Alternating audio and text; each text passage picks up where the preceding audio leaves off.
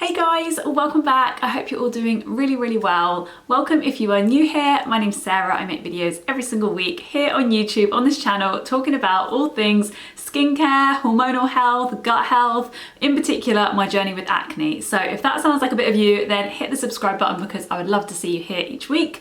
But without further ado, I'm going to jump into today's video because this one is very close to my heart. So if you've been watching my channel for a while, you will know how important I think it is to wear SPF every single day. It's something that I believe every single person in the world can benefit from. If we are applying SPF daily, we are really going to slow down any premature signs of aging. We're going to help our skin, particularly if you're acne prone like I am, from being able to heal better. It's going to protect our skin. And if you also have acne scars, which is something I've definitely dealt with, even if it's the discoloration left over from acne, wearing daily SPF is going to help you speed up healing so much faster. In terms of textural acne scars, it's also going to help those speed up faster. You really want to protect your skin, look after it. And so yeah, without me rambling on too much longer, I'm going to do today's video on a skincare brand that I really believe in. It's Altruist. I actually was using their SPF 50 last year. You might have seen it in some of my other videos. But today I'm going to do a deep dive on 3 of their products, the SPF 30, the SPF 50 and the tinted SPF 50 for your face. So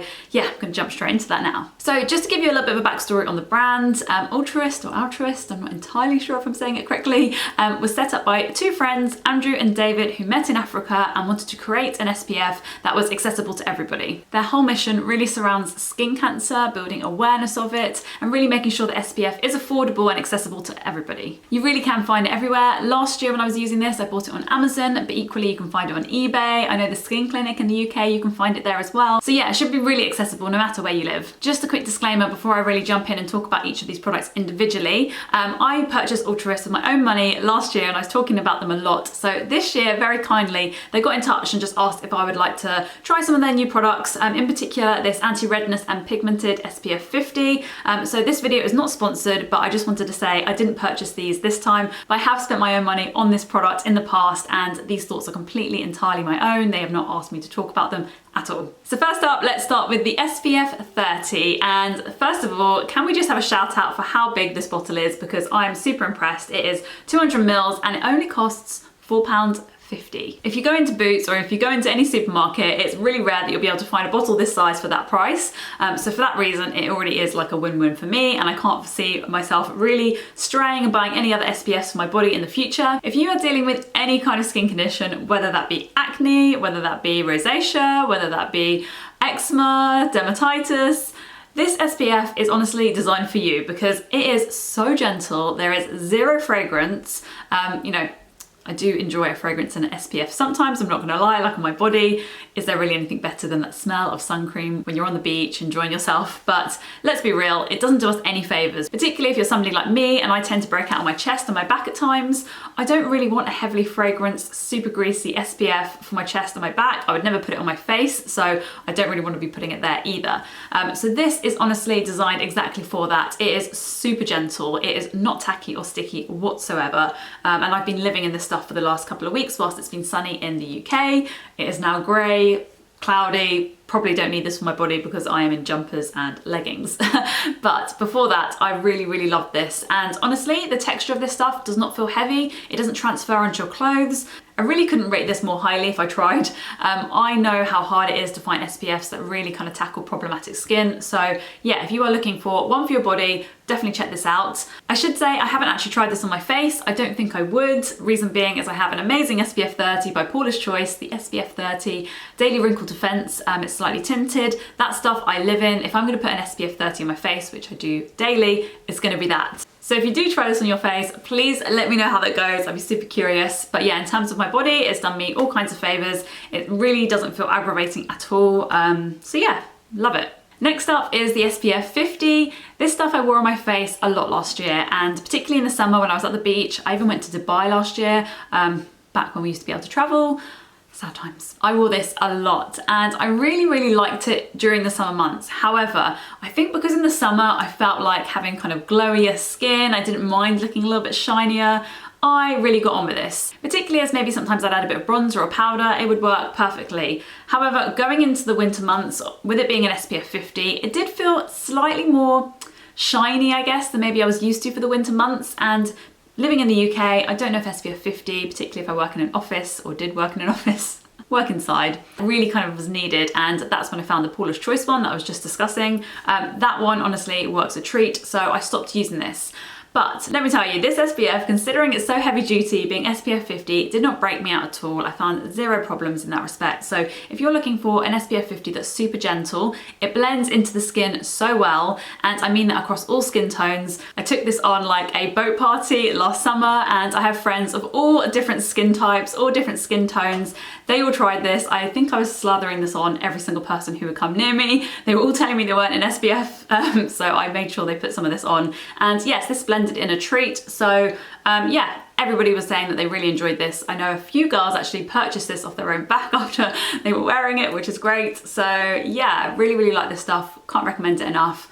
Yeah, I would just say it's slightly on the shinier side. So if you are super oily, you might find that you maybe want to use a little bit of powder, or you might just decide that that's all good because there is absolutely nothing wrong with having shiny skin. Oh, I should also mention this is a little bit more expensive than the SPF 30. This bottle is £4 and it's 100 mils, but I guess, you know, you're getting like double the amount of protection almost. So yeah, definitely works out. Next up is their new product. As far as I'm aware, I hadn't seen this until this year, and it is, as I said, their SPF 50, which is anti-redness and it is pigmented. So this is something that I was really interested to try because going into the summer months, I wanted to find a tinted SPF 50 that I could wear day to day. Like I said, I live in the UK and I'm not outdoors every day, so I don't know if I necessarily need this all the time, but I do think it's really important to have one that you like, that you can wear when you're going out for a run, when I'm out and about, particularly as we've had a really sunny couple of weeks here in the UK. It's gone even up to 25 degrees, so yes.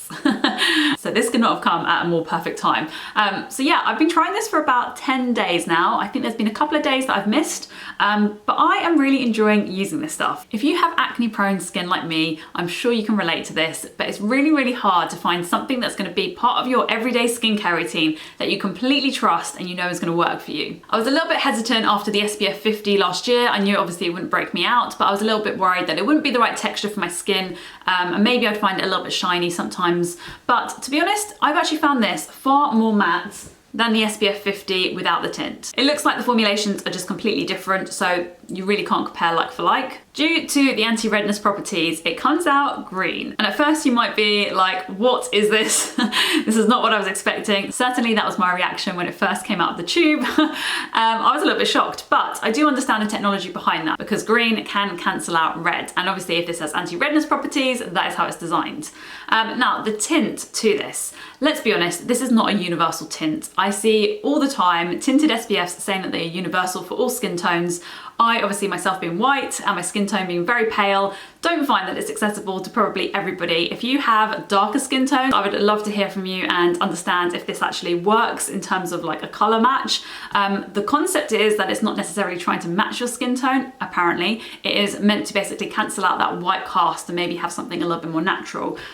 Like I said, I can only say for my skin type, this feels a little bit orange. Like it feels like maybe a foundation I would have tried 10 years ago, you know, before you really found foundations that could really color match your skin. I would say with this is definitely great for me if I'm on holiday, I'm at the beach, I'm a little bit more tanned, then maybe I could see that this could be a match. I mean, I've got it on right now and I'll show you some close-ups when I applied this. So yeah, I think I could get away with this, but I don't know if it's really something I feel 100% confident in wearing, as opposed to the Paula's Choice SPF, which I feel like that kind of just sinks into the skin a little bit better. The texture of this really surprised me. As I said, it's really not shiny at all. It feels like a very matte texture. If anything, it felt a little bit too matte when I was applying it. I felt like I had to work in very quickly. I'm also using a topical tretinoin, as lots of you will know if you watch my channel regularly, which definitely, one, requires you to wear SPF at all times, in my opinion, but also it does mean that my skin type can be kind of dry, it can be quite peely, so really kind of having to work with it on your skin. It felt like I was kind of tugging my skin a little bit, despite wearing my moisturizer underneath.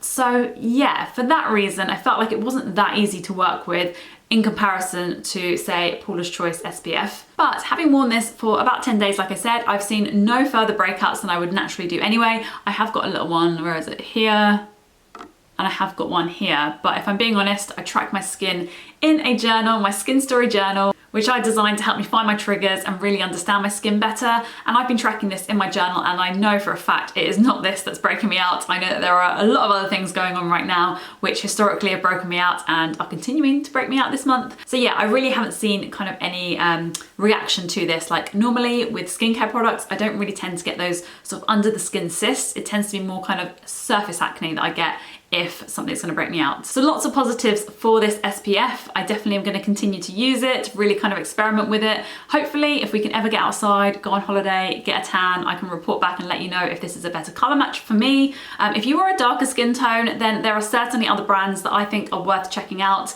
The next on my hit list is Unsung Cosmetics. They are a Black-owned skincare company, and they specialize in creating tints that are universal for all skin tones. So definitely go and check that brand out as well if you're interested. I'm gonna leave that down below in the description box.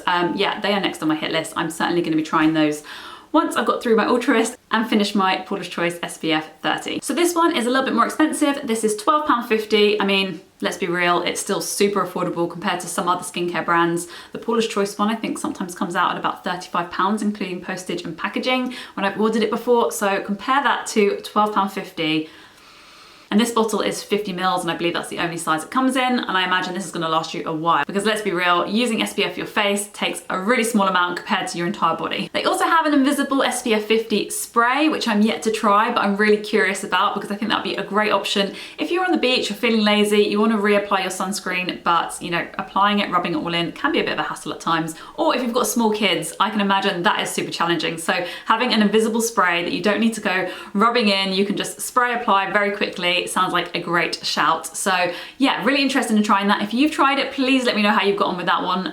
But yeah, that is also on my hit list to try when we can ever get outside and go to the beach again. I really hope you found this one helpful. If you've also got acne prone skin and you're interested in finding out a bit more about the Paula's Choice SPF 30, which I swear by for acne prone skin, then I've done a full review. So I'll leave that link on screen in a box now. Go click it, I'm not sure which side it will be, and I'll see you over there. Thanks guys.